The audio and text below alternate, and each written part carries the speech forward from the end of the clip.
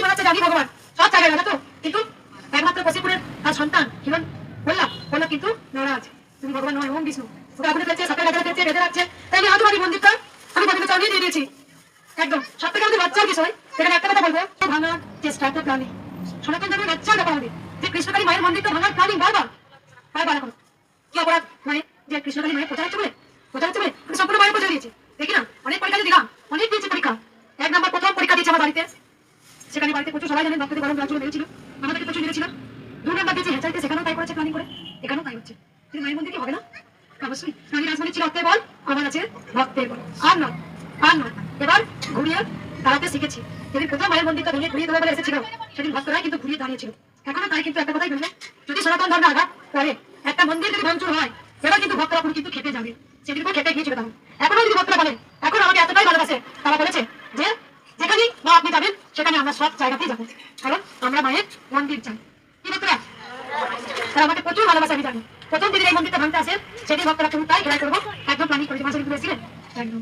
এখানে 9,500 ভক্ত পুরো রাস্তায় দাঁড়িয়ে পড়েছিল, দেখবো কেমন। আমি তো বলে দিয়েছি, একটা ইট তুলবো, ভক্তরা হাতে দেবো, দিয়ে মন্দির শুরু করবো। ভক্তরা মাথায় করে একটা করে ইট দেবে। প্রতিদিন যদি ভক্তরা ভক্ত আসে, 5 দিন 1 মাসের মধ্যে মায়ের মন্দির অর্ধেক উঠে যাবে।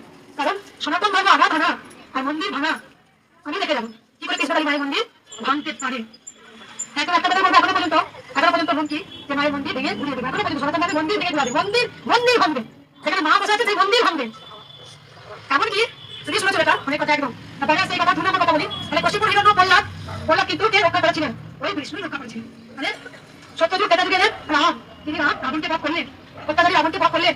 সেখানে তারপরে কি হলো? সত্যযুগ ত্রেতাযুগ তারপর কে এলেন? ভগবান শ্রীকৃষ্ণ। তিনি কাকে বধ করলেন? কংসকে। মা কারাগারে বন্দী ছিলেন, মা বাসুদেব।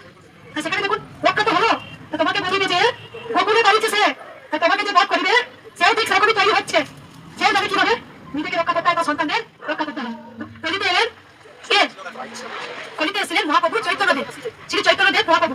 তিনি ঘরে ঘরে হরে কৃষ্ণ যখন জাত ঠিক কেন এলেন, কেন ভগবান শ্রীকৃষ্ণ অবতার হয়ে মহাপ্রভু এলেন, কেন? তখনকার দিনে জাত বিভেদে এত বড়াই ছিল, এত বড়াই। সেখানে বলা হতো চালার চন্দ্রা যারা তাদের মুখ দেখত, আর সেই রাস্তা দিয়ে গেলে পারে যেত না। নটি বিনোদিনী তিনি একটা বলেছিলেন পদ্ম ফুল আর ডাকিটা সোনার করেছিলেন। চালাল্লা বলছেন, তারা বলছেন যে আমাকে পদ্ম দাও, সোনাটা তোমরা নাও, কিন্তু পায়ে পিছে তাদের মেরেছিল।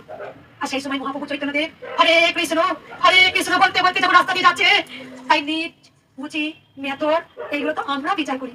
মহাপ্রভু চৈতন্যদেব তাদেরকে আগলে ধরছে, আর সবাই মহাপ্রভু চরণে লুটিয়ে পড়ছে পদ্ম ফুল দেওয়ার জন্য। তাই জাবানের ঘরে হারিস এসেছিলেন, হারিস হচ্ছেন হরিদাস। তিনি হরে কৃষ্ণ নাম সংকীর্তন বিড়াইছে বলে তাকে চাবুকের আঘাত মারছে, আর তত তিনি বলছেন হরে কৃষ্ণ।